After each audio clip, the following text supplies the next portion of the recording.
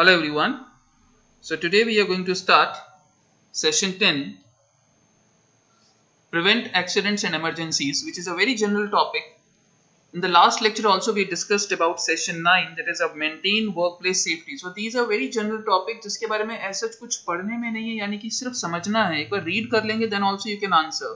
There is nothing to be learn about these things. Like for example, if somebody asks you what is an accident, something happen unplanned is an accident. So the definition which is given in your book is already highlighted. You can read or learn these definitions or understand. If you understand, it becomes easier for you because आप उसे अपने words में लिख सकते हैं. Otherwise, learn करी हुई चीज या रट्टा मारी हुई चीज तो भूल ही जाएंगे. So accident as an unplanned event that may happen all of a sudden and may lead to unwanted और unprecedented results और outcome. यानी कि वो चीज जो बेसिकली unplanned है, suddenly हो गई है, यानी कि इवन अगर आप किसी से टकराते हैं तो भी हम ये कहते हैं कि इट्स एन एक्सीडेंट. हम सिर्फ रोड एक्सीडेंट के बारे में जानते हैं कि रोड में अगर गाड़ियां टकराती हैं, कोई और टकराता है तो हमारा एक्सीडेंट होता है, तो हम सिर्फ उस एक्सीडेंट के बारे में जानते हैं. But there are many other accidents that may happen. So that is what we are going to discuss here. So next is types of accidents, कि वो कितने तरह के एक्सीडेंट्स के टाइप्स हैं. तो यहाँ पे इन्होंने डिस्कस किया है accident at work place.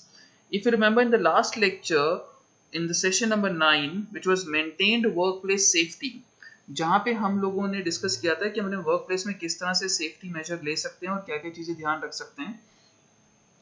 So that we have to discuss accident at work place, कि वर्क प्लेस पे कोई एक्सीडेंट हो सकता है, इंडस्ट्रियल डिजीज और इलनेस हो सकती है. ठीक है, इंडस्ट्रियल डिजीज और इलनेस मीन्स किसी इंडस्ट्रीज में अगर कोई इलनेस है या कोई डिजीज हो गई है, किसी वजह से कोई लीकेज हो गई है. So that also comes types of accident. Road traffic accidents के बारे में हम जानते हैं. Clinical accidents, that sometimes what happens in clinic also, यानी कि in hospitals there may be something happen wrong which should not happen.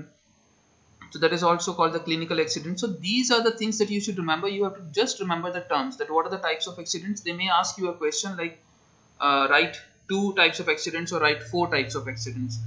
Now workplace accident, जो work place पे यानी कि जहाँ पे आप काम करते हैं वहाँ पे अगर कोई इंजरी होती है तो वहाँ पे हम कोई फिसल गए, कोई स्लिप हो गया, कोई गिर गया, या कोई वर्कर है वो बिल्डिंग कंस्ट्रक्ट हो रही है और बिल्डिंग कंस्ट्रक्शन होते हुए वहाँ पे जो उसकी फ्लोर है वो गिर गया, सीलिंग गिर गई. तो ये सब चीजें हैं जो वहाँ पे बेसिकली वर्क प्लेस पे हो सकती हैं. So handling accidents must be handled carefully. So these are things that you should remember. Every organization must follow SOP for accident handling. SOP का मतलब क्या है? आपने जरूर सुना होगा. कोरोना टाइम्स में CBSE ने SOP रिलीज किया for opening the schools, और government is also releasing the SOP for opening the markets and all those things. That is a standard operating procedures.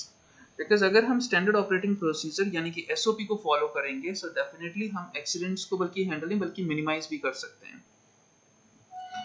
Safety measures must be place to prevent workplace accident. जितने भी safety measures हैं जो होने चाहिए एक workplace के अंदर, यानी कि अगर कोई एक हॉस्पिटल है तो उसके अंदर फायर एक्सटिंग्विशर्स हैं, स्कूल है फायर एक्सटिंग्विशर्स है. अगर ये चीजें नहीं होंगी then definitely if something happen wrong then you can't take the action because you don't have the safety measures to take those things.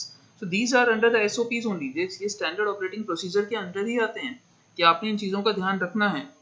Immediate call the medical team for any injury. If something happen wrong either you take to the medical hospital or you can call the emergency. Stay alert, pay attention to and follow emergency drills.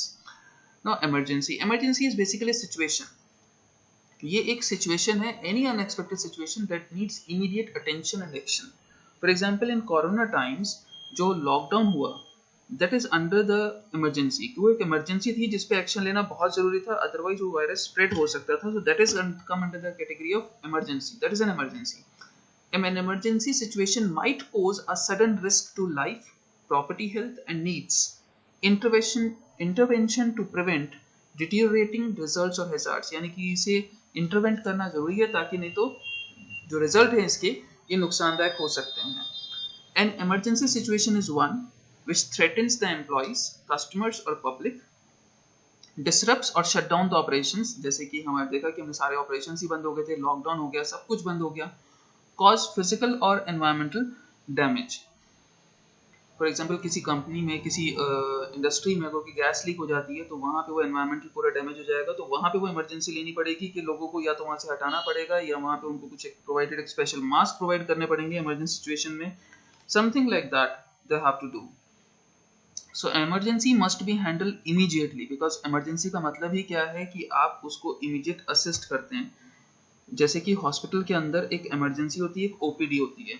OPD in the sense कि आप जाएंगे, waiting list में जाएंगे, doctors की appointment लेंगे और wait करेंगे और आपका जो नंबर आएगा तो आप दिखाने के लिए जाएंगे. इमरजेंसी में क्या होता है कि आप इमरजेंसी में हैं, आप एक हॉस्पिटल में जाते हैं और डॉक्टर आपको इमीडिएटली असिस्ट करते हैं, उस आपको देखते हैं, आपका चेकअप करते हैं और जो एक रिक्वायरमेंट होती है उसे पूरा करते हैं. So this is what the emergency, जिसको हैंडल करना इमीडिएटली बहुत जरूरी है. तो ये सब जनरल चीजें हैं, मतलब ये नहीं है कि इमरजेंसी के बारे में सिर्फ वही बता पाएगा जो क्लास 10th आईटी पढ़ेगा या जिसने पढ़ चुकी होगी.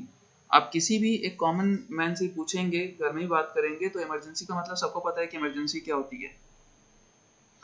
Types of emergencies, some of the types of emergencies they are mentioned here, like floods, we all know this part, thunderstorm, fire, terrorist attack, pandemics, drought, सूखा पड़ना, पैंडेमिक पड़ना, ये भी हमने देखा ही है. Extreme heat waves, chemical spills, जब बहुत ज़्यादा गर्मी होती है तो कई बार स्कूल बंद हो जाते हैं कि बहुत ज़्यादा हीट वेव है या बहुत ज़्यादा ठंड है, चिल है.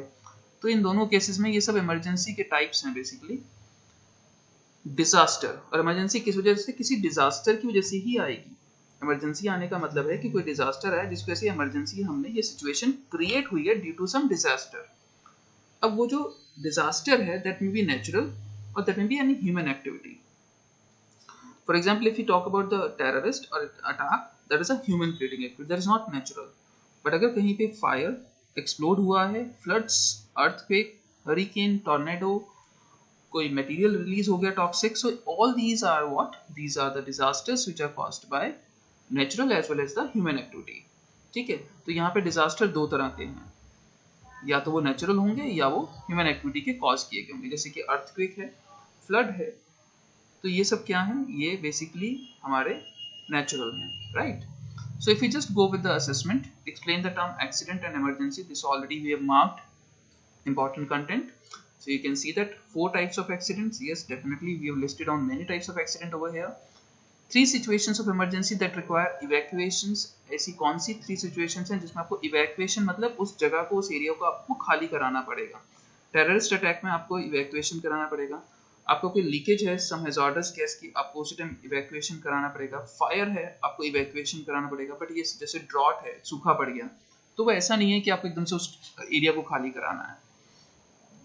ठीक है, सो ये चीजें हैं. Give any 2 ways to handle accident.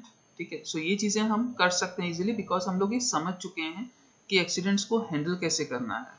ठीक है, handling accidents. So these are the ways by which we can handle the accident. So I hope that this lecture will be clear to you. This is a very general topic. I mean, you just, when you read it, you will automatically understand that. I have marked the important content for you just as an helping hand. This marked content is an helping hand, but I advise you that you should read the entire book at least once. At least once you should read the entire book. If something is not clear or I'm not able to explain properly, then you just write in the comment box so that I can take those doubts in the next video. Thank you.